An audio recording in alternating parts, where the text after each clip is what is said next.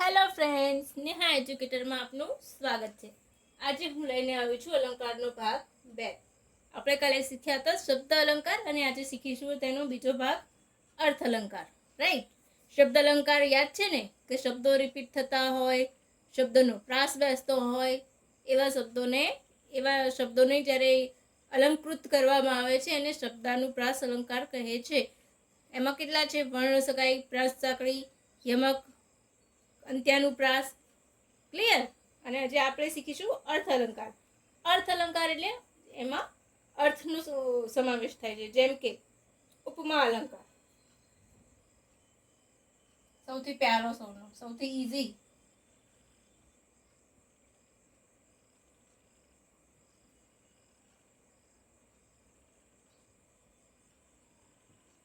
Right? તો સૌથી પહેલો ઉપમા અલંકાર. ઉપમા અલંકાર એટલે ઉપમેય અને ઉપમાનની સરખામણી કરવામાં આવે ત્યારે ઉપમા અલંકાર બને છે. એક વખત પરીક્ષામાં પૂછાયેલું છે આવું કે ઉપમેય અને ઉપમાનની સરખામણી કરવામાં આવે તેવા અલંકારને કયો અલંકાર કહેવામાં આવે છે? એ ઉપમા, બી ઉત્પ્રેક્ષા, સી વ્યાજસ્તુતિ. એવી રીતના આવેલો છે એક્ઝામમાં, એટલે તમારે વ્યાખ્યા લખી લેજો. ઓકે? જ્યારે ઉપમેય અને ઉપમાનની સરખામણી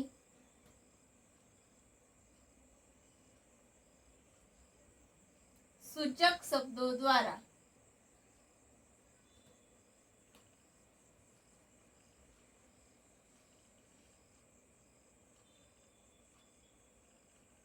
કરવામાં આવે તેને ઉપમા અલંકાર કહે છે. કેવા શબ્દોથી? જેવું, જેવી, જેવું, જેવી, જેના, પછી સરીખું,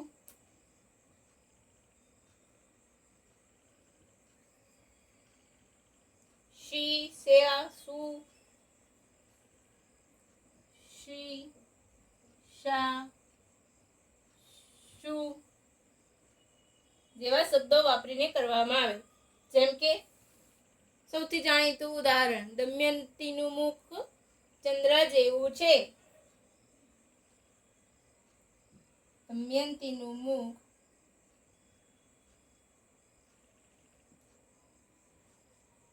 ચંદ્ર જેવું છે. જ્યારે પણ રસ્તો હોય ને ત્યારે અનુસ્વાર આવે. આ એનું એક એક્ઝામ્પલ. રાઈટ? બીજું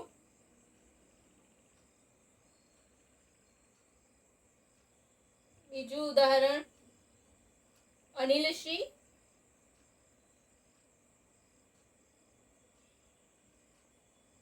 જટ ઉપડી સાંઢણી. જટ સાંઢણી ઉપડી.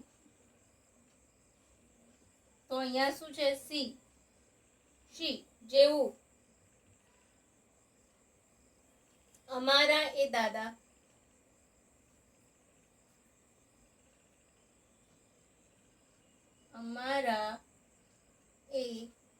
દાદા વિપુલ વડના જડ સમાન. ઝુંડ, સોરી ફ્રેન્ડ્સ, ઝુંડ સમાન. તો સમાન અહીંયા તમે સરખી લખી શકો છો. સરીખા, કે અમારા એ દાદા વિપુલ વડના ઝુંડ સમાન છે. રાઈટ? એટલે કે નહીં, દાદાની સરખામણી વિપુલ વડના વૃક્ષ સાથે કરી, ઝુંડ સાથે કરી છે. અહીંયા દમયંતીના મુખની તુલના કોની સાથે કરી છે? ચંદ્ર જેવી છે, કે દમયંતીનું મુખ ચંદ્ર જેવું છે, એટલે કે સુંદર છે. ચંદ્રને સુંદર માનીએ છીએ ને આપણે. ક્લિયર? આ લખી લો.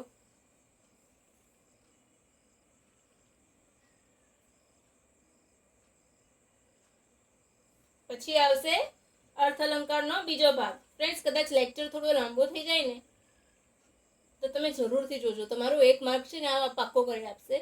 આવનારી એએમસીની એક્ઝામ હોય, જીપીએસસી મેઇન્સ હશે, કંડક્ટરની એક્ઝામ, એ બધામાં તમને આ મદદરૂપ થઈ જશે.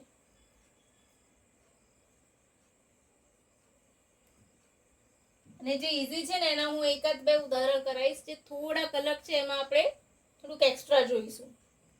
ઉપમા થઈ ગયો, સાઉથ ઇન્ડિયન વાનગી. હવે રૂપક. રૂપક એટલે ઉપમેય અને ઉપમાનની વચ્ચે એકરૂપતા દર્શાવે. ઉપમેય અને ઉપમાન વચ્ચે આ વ્યાખ્યાઓ લખી લેજો. હવે એવું પહેલા જેવું નથી રહ્યું. એવો ટ્રેન્ડ ચેન્જ થયો છે કે તમને આ પૂછશે અને કયો અલંકાર છે એ પૂછશે. ઉપમેય અને ઉપમાન વચ્ચે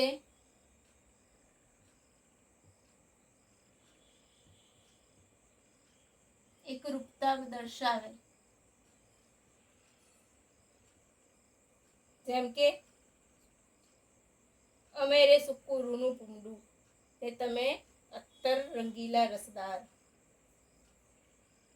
આ ખૂબ જાણીતી પંક્તિ છે મીરાબાઈની. અમે રે સૂકું રૂનું પૂમડું, તમે અત્તરે રંગીલા રસદાર.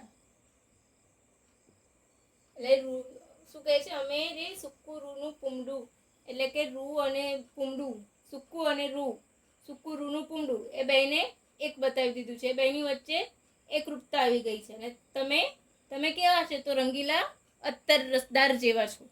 એટલે કે બંનેને એક વચ્ચે એકરૂપતા થઈ ગઈ છે.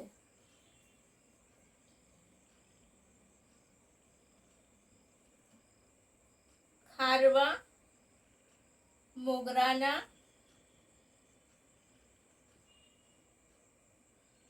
ફૂલ. સમજાય છે ને ફ્રેન્ડ્સ? બપોર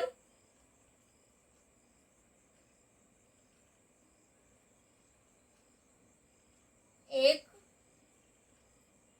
મોટું શિકારી કૂતરું છે. શિકારી કૂતરું. બપોર એક મોટું શિકારી કૂતરું છે. આને છે ને સજીવારોપણમાં પણ આવી શકે છે. આજે કેમ? તો બપોર છે એ નિર્જીવ હોય છે અને એને શિકારી કૂતરું એટલે કૂતરામાં જીવ હોય છે.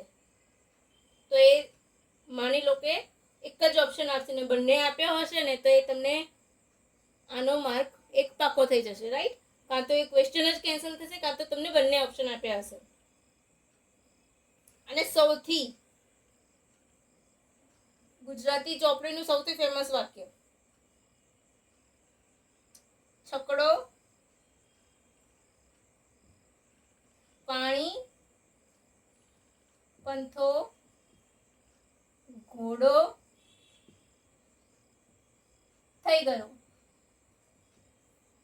મજા આવે છે ને ફ્રેન્ડ્સ? બોલો, તમે જોઈ લો એક વખત. કોઈ ક્વેરી હોય તો મને કહી દો.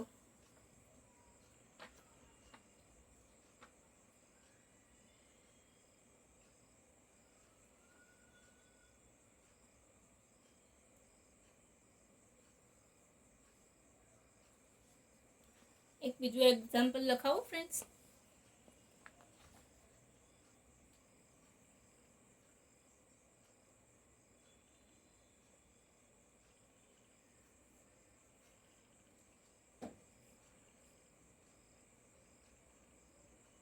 કયું લખાઈશું?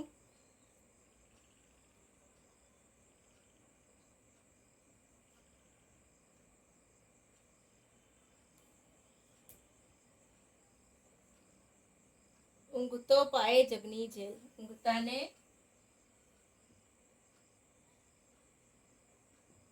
પાએ જગની જેલ, એટલે જેલ અને ઊંઘતાની વચ્ચે તુલના નથી થઈ, પણ બંનેની વચ્ચે એકરૂપતા આવી ગઈ છે.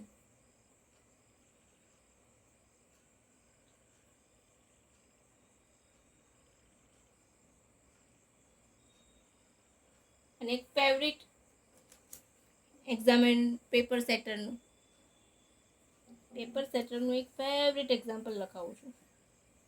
જોકે હવે તો ટ્રેન્ડ બદલાયો છે એટલે નથી આવે, પણ તો પણ લખી લેજો. કદાચ આવે ને તો તમને યાદ રહી ગયું હોય ને તો તમારે સમજવાની પણ જરૂર નહીં પડે. મુંજે ઉપર જોયું અને એક હાસ્યબાણ છોડ્યું. ઉપમેય અને ઉપમાન વચ્ચે એકરૂપતા થઈ ગઈ.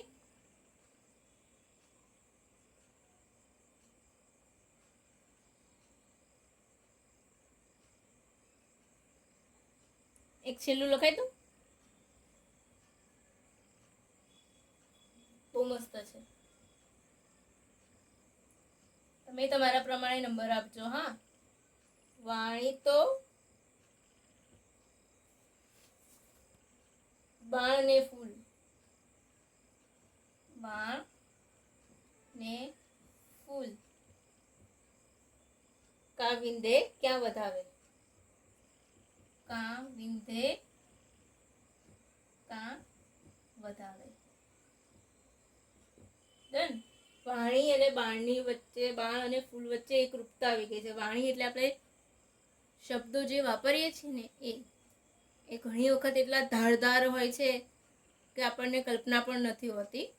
એટલે એને બાણ સાથે, વાણીને બાણ સાથે સરખાવી છે. એક વખત છૂટી ગયા, પતી ગયું. કાં તો એ સારી અસર ઉપજાવશે, કાં તો એ ખરાબ.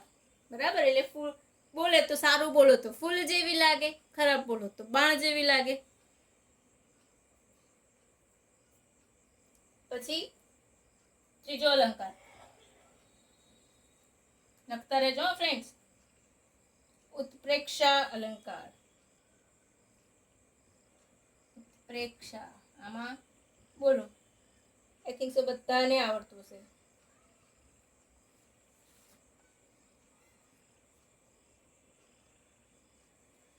ઉપમેય, વ્યાખ્યાઓ લખજો. ઉપમેય જાણે ઉપમાન હોય, તેની સાથે સરખામણી કરવાની અને ઉપમાન કહે છે. જાણે ઉપમાન હોય. ઉપમેય જાણે ઉપમાન હોય તેવી સંભાવના,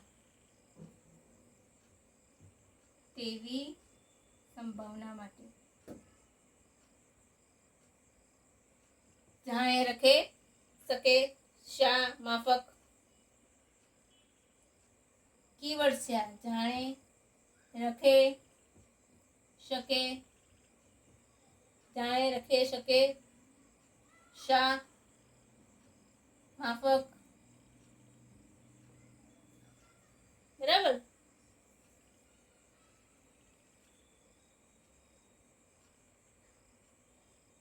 ચલો એનું ઉદાહરણ લખીએ. સૌથી ઈઝી ઉદાહરણ જે આપણે દરેક શીખ્યા છે. હૈયું જાણે હિમાલય. હૈયું જાણે હિમાલય.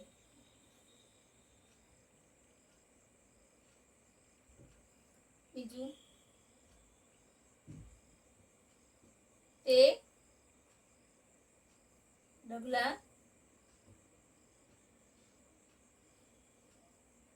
ધીમા ભરતો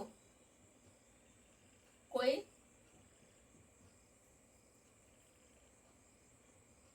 ગજેન્દ્ર માફક.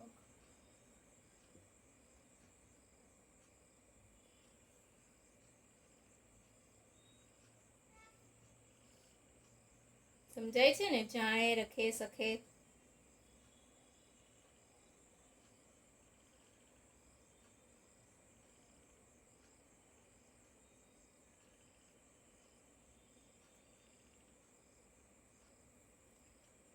પછી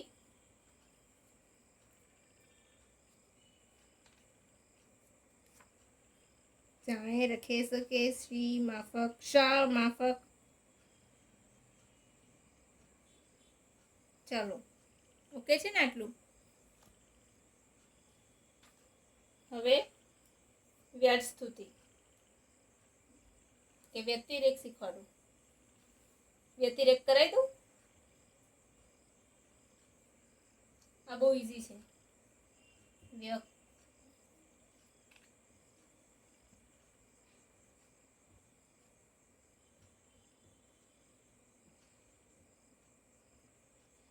વ્યતિરેક અલંકાર. ઉપમેય ઉપમાન કરતા ચઢિયાતું હોય. ઉપમેય ઉપમાનથી ચઢિયાતું ત્યારે વ્યતિરેક.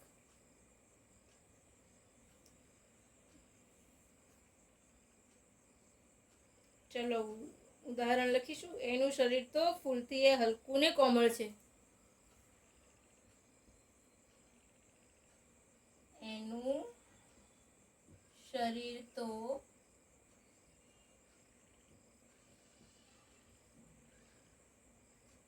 ફૂલથી એ વધુ કોમળ છે. એનું શરીર તો ફૂલથી એ વધુ કોમળ છે. ફૂલથી વધારે કોઈ કોમળ હોઈ શકે? ના. તો પણ શરીરને ફૂલથી વધારે કોમળ બતાવ્યું એટલે એ શું કહેવાય? ઉપમેય. ફૂલ ઉપમેય ઉપમાન છે અને શરીર એ ઉપમેય છે, તો ફૂલથી એ વધારે કોમળ શરીર છે.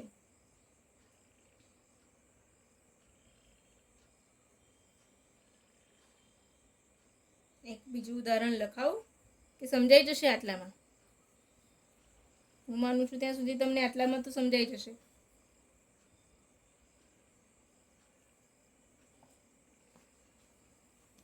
એક લખીએ ચલો. તલવારથી તેજ તારી આંખ હરડી છે. તલવારથી એ તેજ તારી આંખ લડી.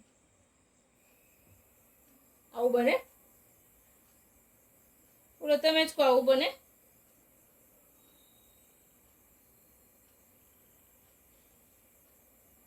ના બને ને? તો પછી એટલે આને થઈ ગયો વ્યતિરેક.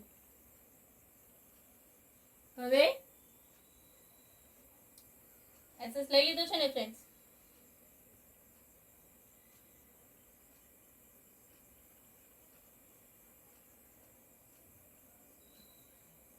ક્લિયર થઈ ગયું? વ્યતિરેક. વ્યાજ સ્તુતિ એટલે વખાણમાં નિંદા કરવી.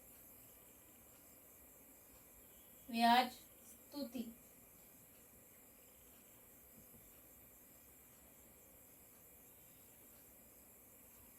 વખાણમાં નિંદા કરવી.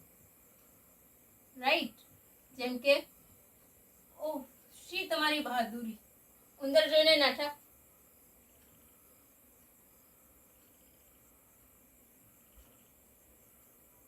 ઓહ શી તમારી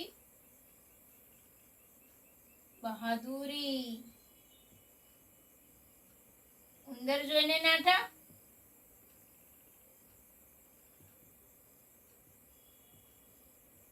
કે ઉંદર જોઈને ભાગી જાય છે ને એને પછી બહાદુર કહે છે એમ કરીને એની હાંસી ઉડાવી છે. બીજું એક ઉદાહરણ. ગાંધી હિંસા અને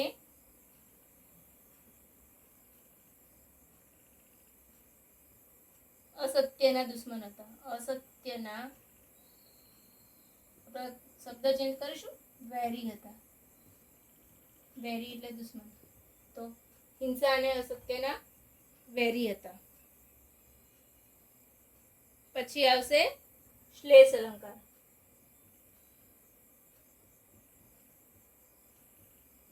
બધા વિદ્યાર્થી મિત્રોને મૂંઝવતો અલંકાર એટલે શ્લેષ અલંકાર.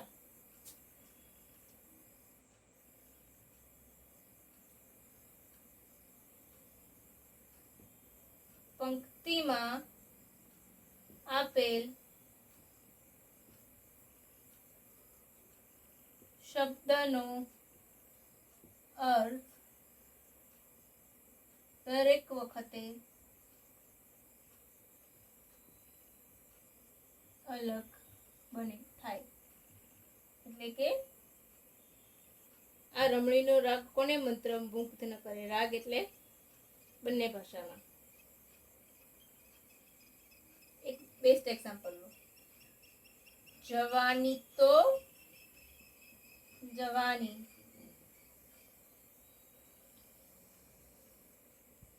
શું છે? જવાની એટલે યુવાન હોઈએ એ, અને જવાની એટલે જતી રહેશે.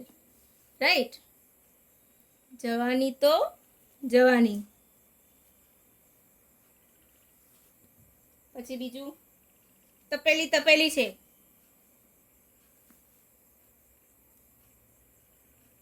તપેલી તપેલી છે. બંને અર્થ થઈ ગયા ને મસ્ત. તપેલી એટલે કોઈ ગુસ્સો થયું હોય એને કહેવામાં આવે છે તપેલી તો તપેલી છે.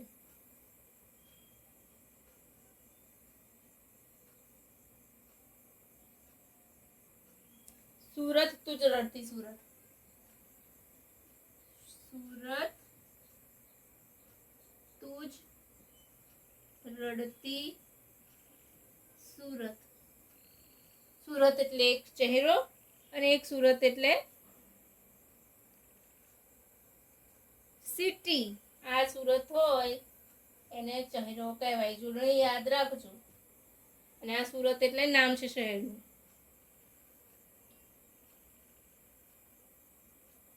પછી એક બીજું, ન કશામાં જોયું?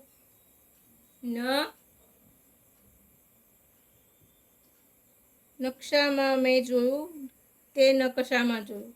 નકશામાં મેં જોયું, તે નકશામાં. નકશામાં અને ન કશામાં એટલે કે તે કશામાં જોયું નહીં. તમે પસંદ કરેલું પાત્ર પાણી વિનાનું છે. તમે પસંદ કરેલું પાત્ર પાણી વિનાનું છે.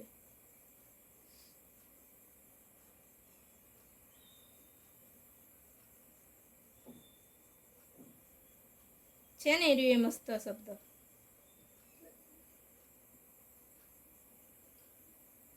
અહીંયા લખી દઉં.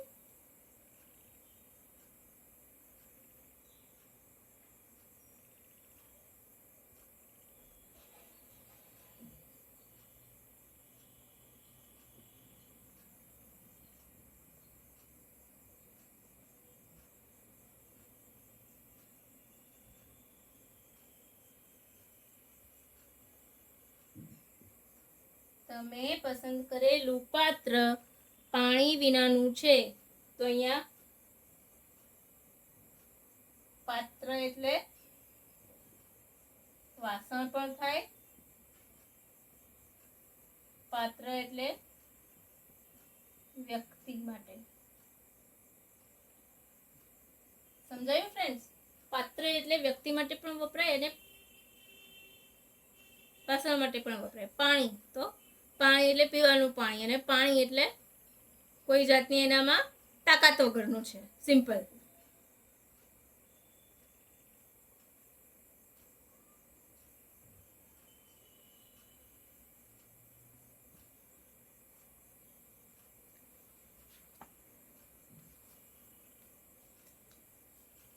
પછી સજીવારોપણ અલંકાર પૂછે તો નિર્જીવ વસ્તુમાં જ શું આવી જાય?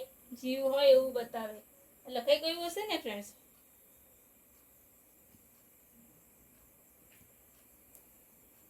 હવે મોસ્ટ ઇમ્પોર્ટન્ટ, આમાં બહુ ધ્યાન રાખજો. આ તો આપણે 10માંથી ભણીએ છીએ ને એટલે કદાચ આવડી પણ જાય, પણ હવાના જે અલંકાર આવશે ને એ થોડાક અલગ છે.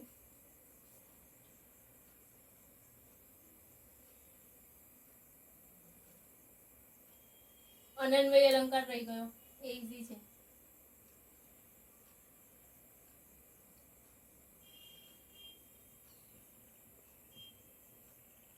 એમાં ઉપમેય ને ઉપમેય સાથે સરખાવે. ઉપમેય ની સરખામણી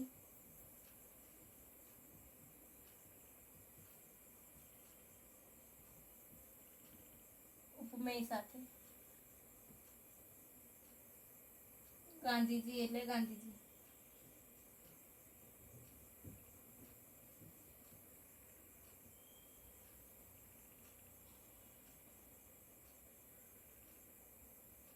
પછી દ્રષ્ટાંત અલંકાર. દ્રષ્ટાંત અલંકાર. તો દ્રષ્ટાંત અલંકાર કોને કહેવાય છે બોલો? એક વિધાનના સમર્થનમાં બીજું વિધાન રજૂ કરીએ ત્યારે એક વિધાનના સંદર્ભમાં બીજું વિધાન. હું સમજાવું છું, ઉદાહરણ આવશે ને એટલે તમને આઈડિયા આવશે.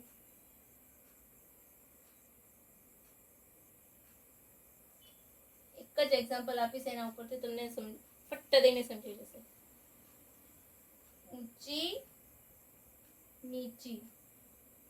ઊંચી નીચી ફર્યા કરે જીવનની ઘટમાળ.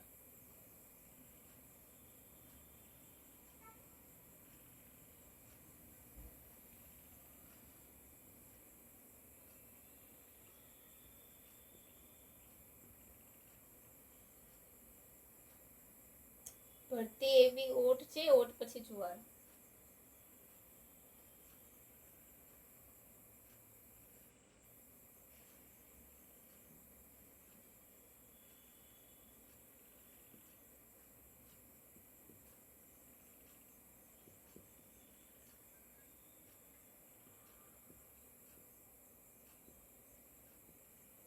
એટલે કે આની તુલના કેવી છે? ઊંચી નીચી ફર્યા કરે જીવનની ઘટમાળ. તો એ પહેલું વિધાન છે, એના સંદર્ભમાં આપણને કહ્યું છે ભરતી પછી ઓટ છે. એટલે કે જીવનની ઘટમાળ કેવી છે? ઊંચી નીચી થયા કરે. ક્યારેક સુખ હોય, ક્યારેક દુઃખ હોય, ક્યારેક વધારે દુઃખ આવે, ફરી પાછું સુખનો દાયકો આવે. એમ જેમ કે ભરતી અને ઓટ આવે છે. ભરતી આવે છે તો પછી ઓટ પણ આવે છે. પાણી પાછળ બહાર આવે છે તે પાણીને પાછા પણ ખેંચે છે. ચલો એક બીજું એક્ઝામ્પલ દેખાવું. દીપકના બે દીકરા. કેવા? દીપકના બે દીકરા, કાજળ અને અજવાસ. કાજળ અને અજવાસ. એક કપૂત કાળું કરે તો બીજો કરે પ્રકાશ.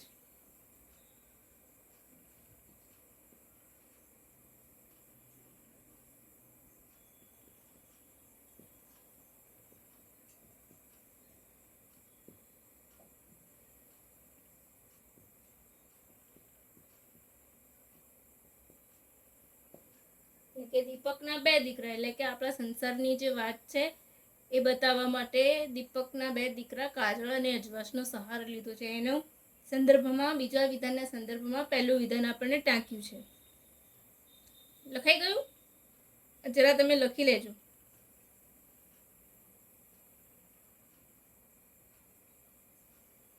પછી નવો અલંકાર લઈ લીધો એસએસ? ઓકે.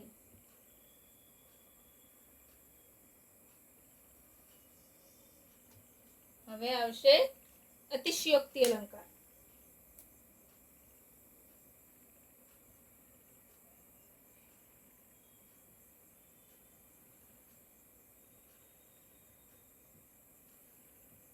અતિશયોક્તિ અલંકાર એટલે વાસ્તવિકતાની હદ વટાઈને વાત કરવામાં આવે.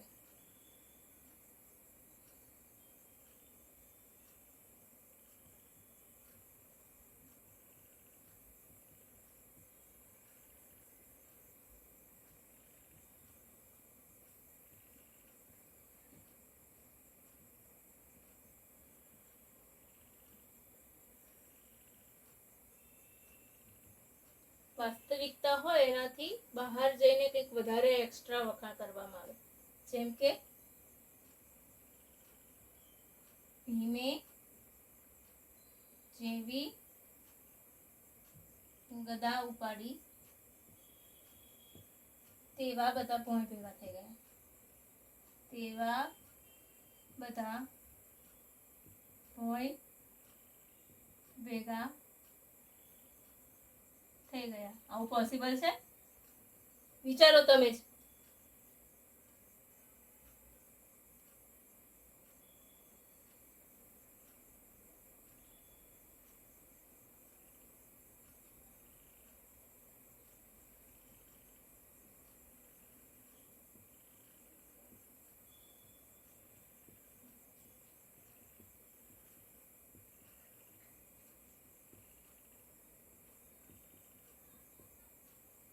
તો રાધાની બંને આંખે શ્રાવણ ભાદરવો હોય તો પોસિબલ છે? બિલકુલ નહીં. પછી સજીવારોપણ.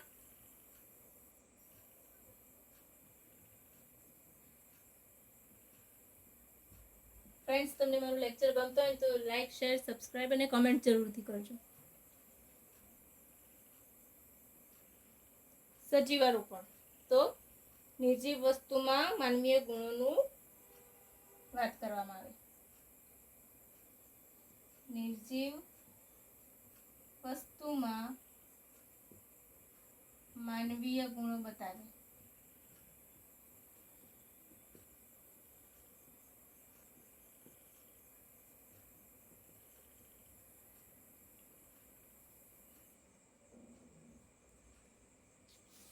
બોલો. એક એક્ઝામ્પલ લખાઈશ. આ બહુ ઈઝી છે એટલે હું આનું એક જ ઉદાહરણ કરાવું છું. શકુંતલાની વિદાય વખતે આશ્રમના ઝાડવા રડવા લાગ્યા. આશ્રમના ઝાડવા રડવા લાગ્યા. રાઈટ. તો નિર્જીવ વસ્તુ થઈ. ઝાડ એક જીવ છે? ના. તો પણ એમ કહેવામાં આવે છે કે ઝાડવા રડવા લાગ્યા, જે પોસિબલ જ નથી.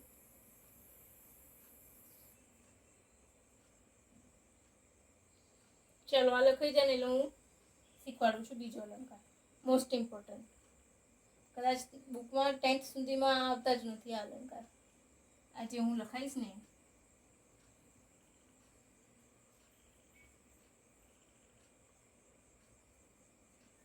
લખીશું અપનહિત.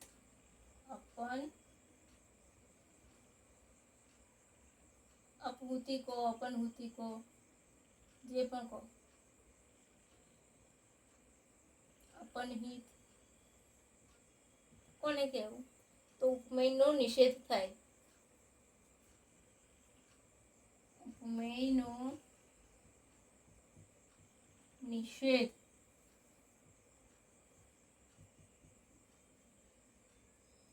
થયા પછી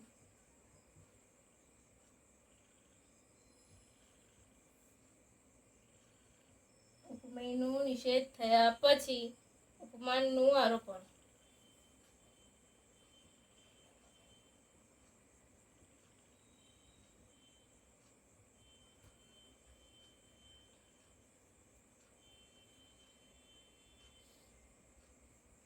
જેમ કે શિક્ષકને મન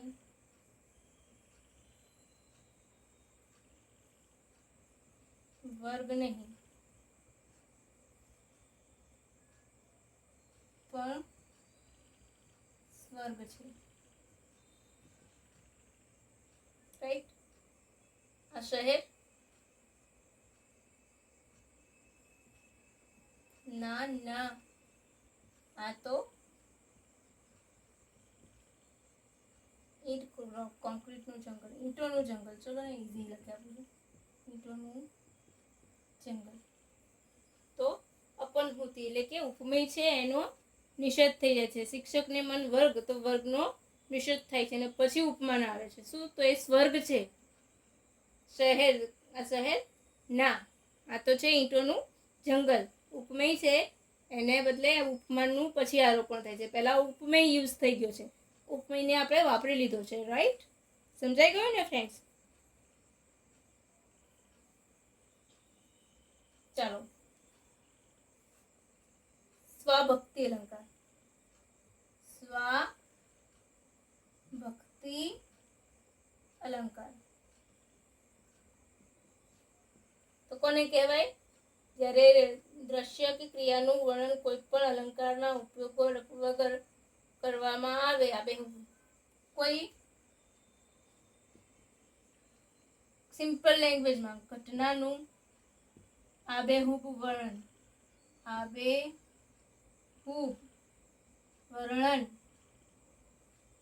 આબેહૂબ જોડણી લખી લેજો, લાઈન લખી કરી છે મેં. જેમ કે આદમને કોઈ પૂછે છે પેરિસમાં શું કરે છે? મોટી સડકો પર લાંબા ડગલા ભરે છે. આદમને કોઈ પૂછે છે પેરિસમાં શું કરે છે?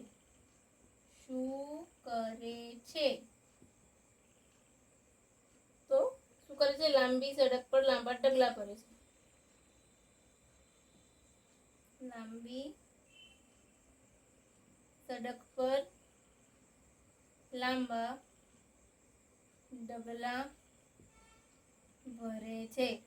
એટલે કે જે કામ કરી રહ્યો છે ત્યારે જે સ્થિતિમાં છે એ સ્થિતિનું કોઈ પણ જાતના અલંકાર વાપર્યા વગર, કોઈ પણ જાતના સારા શબ્દો કે આપણને સાંભળવા ગમે કાનને એવા કોઈ પણ શબ્દો વગર એનું સીધે ને સીધું આબેહૂબ વર્ણન કર્યું છે કે શું કરે છે? એ ફ્રી છે એટલે ફલાંગો મારે જાય છે, કામ ધંધો નથી એટલે.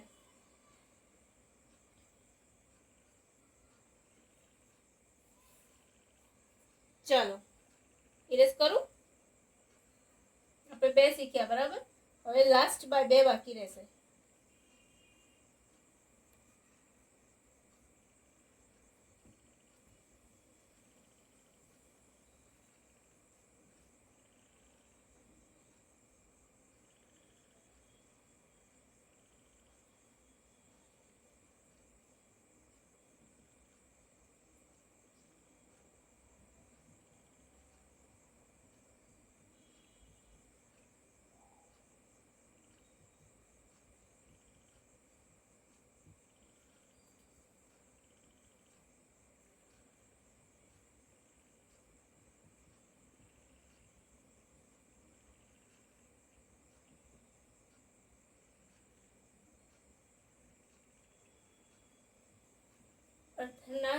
અર્થાંતન્યાસ અલંકાર એટલે કે કોઈ સામાન્ય કોઈ હકીકત હોય એનું કોઈ વિશેષ ઉદાહરણ કરીને બતાવવામાં આવે છે. જેમ કે મત્સ્ય ભોગી બગલો, મુકતા ફળ દેખી ચંચુ ન ફરે.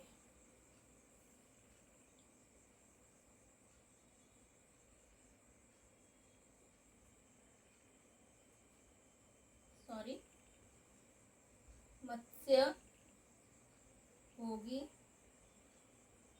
બગલો. બગલો શું ખાય? મુકતા ફળ દેખી. મુકતા એટલે મોતી.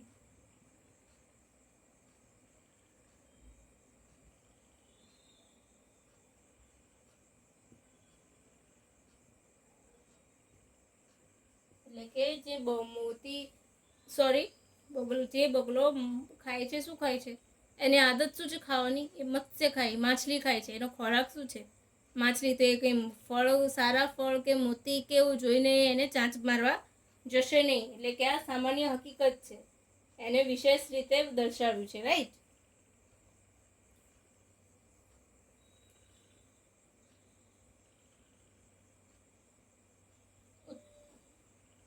બીજું એક ઉદાહરણ લખાશું. ઉત્તમ વસ્તુ અધિકાર વિના ન મળે. એટલે કે કોઈ ઉત્તમ વસ્તુ લેવી હોય તો એના માટે અધિકારો વિના ના મળે, અધિકાર હોય તો જ આપણને મળે છે. અને જો અધિકાર વગર મળી ગઈ તો શું થશે, એની કિંમત નથી હોતી. ઘણી વખત ખબર છે આપણે સામાન્ય માણસો માટે આપણે કહેતા હોય આના જો કે મોંમાં આવીને પડ્યું, બગાસું ખાતા પતાસું આવી જવું, એના જેવી સ્થિતિ, એવી સ્થિતિને બતાવવા માટે આ બીજા કોઈ સહારો લેવાય છે, બીજો કોઈ ઉદાહરણ આપીને, રાઈટ. હવે છેલ્લો 2 બાકી છે, છેલ્લા, બરાબર.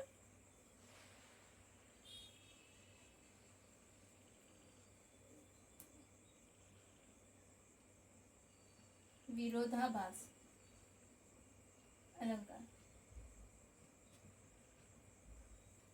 ફ્રેન્ડ્સ, આમાં તમે છે ને વ્યાજ સ્તુતિમાં કન્ફ્યુઝ ના થતા. વિરોધાભાસમાં વ્યાજ સ્તુતિમાં કેવું હોય છે કે વખાણ વખતે નિંદા કરવામાં આવે છે, જ્યારે વિરોધાભાસ તેમાં વિરોધ દર્શાવે છે. જેમ કે એક મસ્ત ઉદાહરણ બતાવું છું.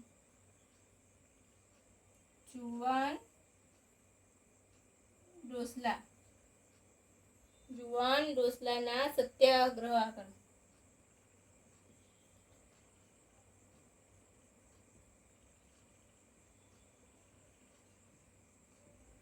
અંગ્રેજોને ઝૂકવું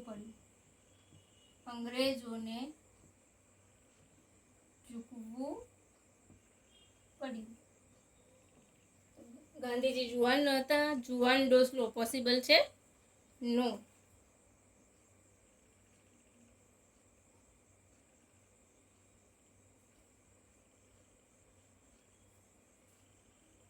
બીજું, જે પૂછતું તે મારતું, એવો ક્રમ કુદરતી.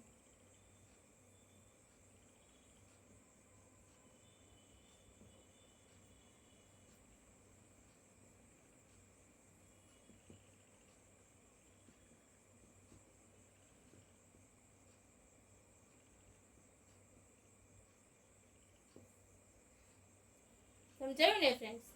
આ વિરોધાભાસ છે કે જે પોષતું હોય છે એ જ મારે છે. એ શું છે? એ કુદરતી ક્રમ છે. જુવાન ડોસલો એટલે ડોસલો અને જુવાન બે પોસિબલ છે ના, એટલે આ વિરોધાભાસ. હવે છેલ્લો અન્યોક્તિ અલંકાર.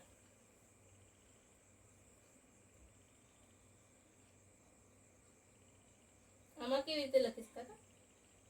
દેખીતું સત્ય નથી.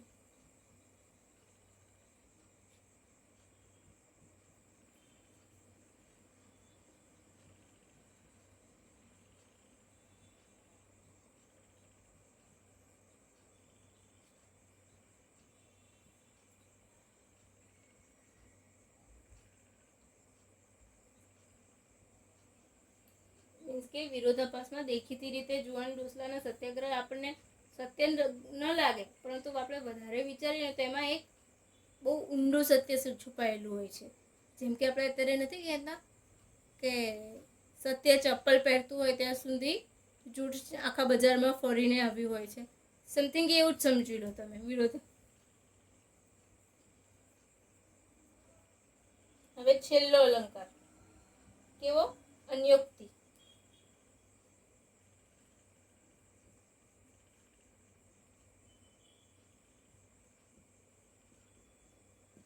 અન્યોક્તિ અલંકાર એક વસ્તુ દ્વારા અન્ય વસ્તુની વાત કરવામાં આવે.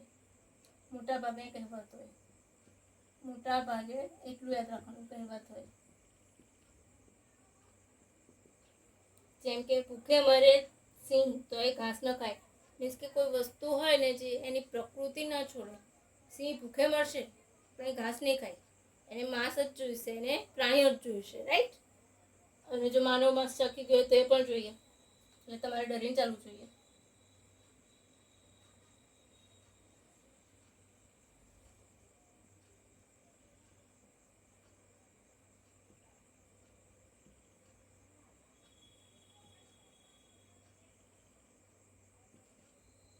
ઉજ્જડ વનમાં એરંડો પ્રધાન.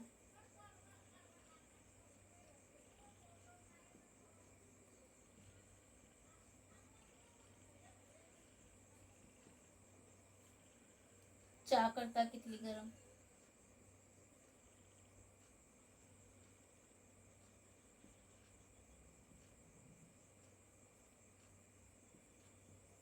આ બધા શું થયા? અન્યોક્તિ અલંકાર. કે કેવું છે? ઉજ્જડ વનમાં એરંડો પ્રધાન.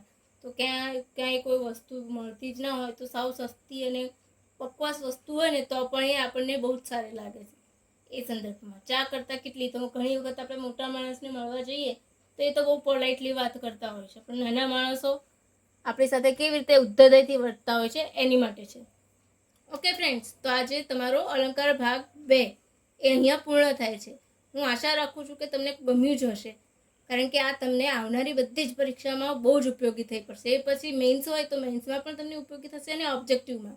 જો તમને મારી ચેનલ પસંદ આવતી હોય ને તો લાઇક, શેર, સબસ્ક્રાઈબ અને કમેન્ટ જરૂરથી કરજો કે આ કેવું લાગ્યું.